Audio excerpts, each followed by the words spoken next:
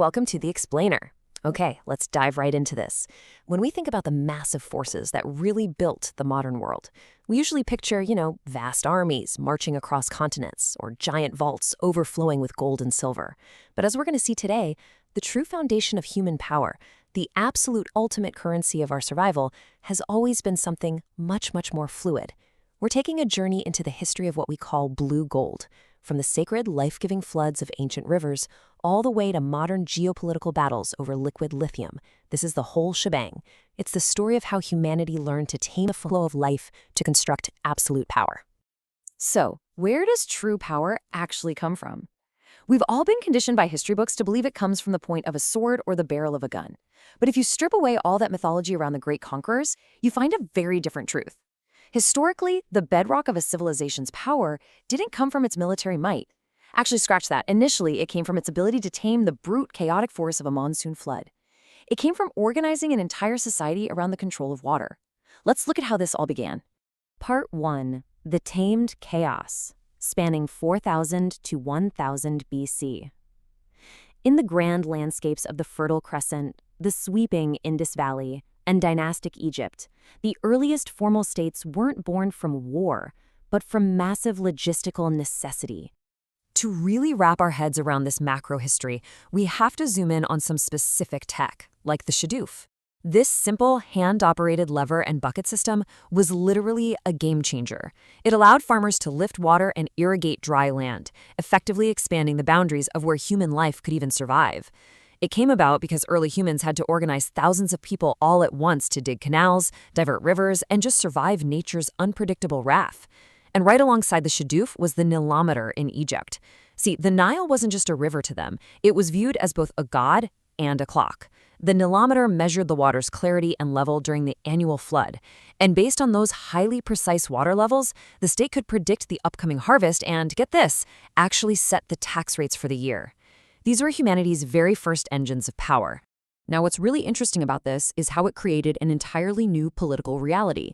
Sovereignty did not reside in the crown, but in whoever controlled the canal gate. And that wasn't just some poetic metaphor. The famous Code of Hammurabi, which is one of the oldest deciphered writings in the world, actually established the very first property laws regarding water. If you neglected your dam and accidentally flooded your neighbor's field, you were legally on the hook for it. Control of water was just so incredibly central to existence that it formed the very foundation of early law and sovereignty. Moving on to Part 2, the aqueduct and Rome's thirst, 500 BC to 500 AD. Fast forward a few millennia, and the management of water evolves into the mastery of gravity itself. Rome's relationship with water had this really profound duality to it. On the one hand, you had this engineered abundance. Rome built a system that moved millions of liters of fresh water every single day into a metropolis packed with 1 million people. To put that into perspective, water became the ultimate status symbol. Those massive public baths and flowing fountains, they weren't just nice luxuries. They were highly calculated tools of social control. It was pure propaganda for the Pax Romana, the Roman peace. It proved to the citizens that Rome provided for them. But there's always a dark side, right? To pull this off, the Romans utilized vast networks of highly toxic lead pipes. And it gets crazier.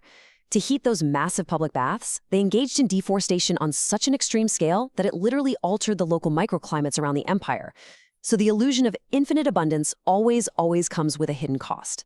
Which brings us to Part 3, Arteries of Global Power, from 600 AD to 1800. Inland rivers and local aqueducts are no longer enough, and the focus shifts out to the open water. Let's see how this builds over time. By 600 AD, you have the completion of the Grand Canal of China. This was a staggering feat of engineering that connected the north and the south, allowing thousands of tons of rice to travel immense distances. That fed massive armies and a huge class of bureaucrats, which effectively unified an entire empire. Then, jump to the 11th century, and the invention of the magnetic compass shifts the entire world's gaze from inland freshwater to the vast salty oceans. High seas navigation suddenly becomes possible, and by the time we hit the 18th century, we see the rise of naval empires, like the British Empire, who dominated the globe not by conquering massive landmasses, but by controlling the strategic maritime streets. They held the vital choke points. Water completely transformed into the sprawling, unpaved highway of global trade and empire. Part 4. The era of giants, spanning the 20th century. The pace of human development accelerates exponentially here, and so does our manipulation of nature. We officially entered the age of hydraulic gigantism. In the 20th century, humanity really scaled up its hubris. We moved from just sailing on water or redirecting it for crops to industrializing it on a scale nobody could have ever imagined. We figured out that we could turn the immense kinetic energy of flowing water into electricity, the literal lifeblood of modern industrialized society. This is the era of the Hoover Dam in the US, the Aswan High Dam in Egypt, and the immense Three Gorges Dam in China. These mega dams became the new pyramids, right? They were the ultimate monuments to modernity, proving that we could stop a raging river in its tracks and force it to power millions of homes. But this incredible surge in energy generation caused some immense friction with the natural world. Entire populations and indigenous peoples were massively displaced just to flood the valleys behind these dams. We triggered the extinction of countless river species, and geopolitically, water became a literal weapon. We see this play out in the tension between nations like Turkey, Iraq, and Syria over the flow of the Tigris and Euphrates rivers. And honestly, perhaps the most visually haunting consequence of all this: intensive irrigation policies literally drained the Aral Sea. They turned what was once one of the world's largest lakes into a sprawling, sandy graveyard, completely dotted with the rusting hulls of abandoned ships. It's wild. Now, part 5, scarcity and the future, looking from today toward 2100. The narrative has dramatically shifted from engineering abundance to managing desperate scarcity. Today, we are caught right in the middle of a deep tension between technological dreams and some pretty grim realities. On one hand, we have the miracle of desalination, the dream of turning vast, undrinkable oceans into fresh water. We're entering an era defined by massive technological plants in places like Israel doing exactly this. But you guessed it, this comes with staggeringly high energy costs, creating this vicious cycle of energy consumption. On the flip side, we face the grim reality of severe water stress in our booming megacities. This is being exacerbated by the alarming retreat of ancient, vital glaciers high up in the Andes. We're seeing the creeping privatization of deep underground aquifers by massive corporations, and the very real, looming threat of future water wars as these resources dry up. So, the crucial point is, how does this grand 6,000-year history connect directly to you today?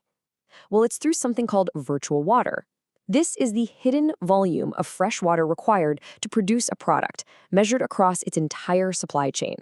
It's not the water you physically drink from a glass. It's the invisible water embedded in absolutely everything you buy, wear, and consume.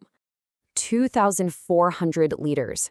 That is an astonishing number. That is the hidden virtual water cost required to manufacture just one single smartphone in your pocket, or to produce one single hamburger on your dinner plate. That's enough to fill dozens of bathtubs. When you factor in the water needed to grow the feed for the cattle, or the water used in those intense industrial processes to mine and refine metals for your electronics, the true cost of our modern lifestyle becomes breathtakingly clear. This global sustainability crisis isn't just about turning off the tap while you brush your teeth.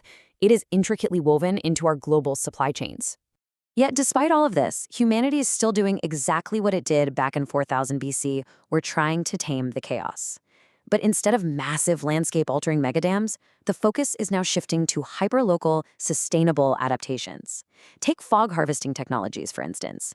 In incredibly arid communities, meshes are erected to catch the microscopic condensation of the morning fog, and they channel those tiny droplets into usable drinking water. It is a brilliant, desperate, and honestly beautiful way of pulling life directly out of thin air. And this brilliantly illustrates the complete historical arc we've traveled with blue gold. From the pharaohs predicting floods on the Nile, to Roman engineers moving mountains just to fill their baths, to modern scientists squeezing water out of desert fog, water is and always will be the ultimate currency of human survival and power. As our global populations swell and the climate shifts, it leaves us with one incredibly provocative question to chew on.